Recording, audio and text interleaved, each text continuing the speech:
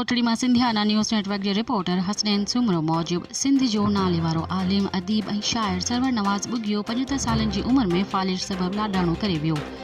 मरहूम सॼी ज़िंदगी सिंधी अदब जी ख़िदमत कंदो रहियो। 7 किताब सिंधी ॿोलीअ जी झोलीअ में ॾिना। आख़िरी घड़ीअ ताईं अदब जी ख़िदमत कंदो रहियो। संदसि आख़िरी रस्मुनि में सवें पूर्णम अखियुनि सां संदसि घर वटि गुलशन ॼामाणी मरियम गार्डन कोटड़ीअ में मिटीअ मां हवाले कयो वियो।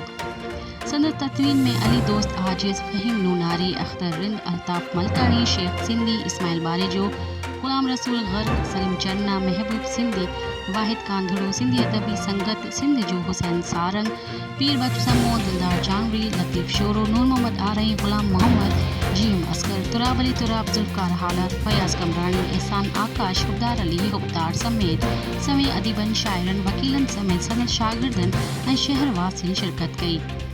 संदसि तॾो मरियम गार्डन में विछायो वियो आहे जिते संदसि न्याणो एज़ाज़ हुसैन ऐं भाउ इब्राहिम बुगियो सां फाते वसूल करे रहिया आहिनि।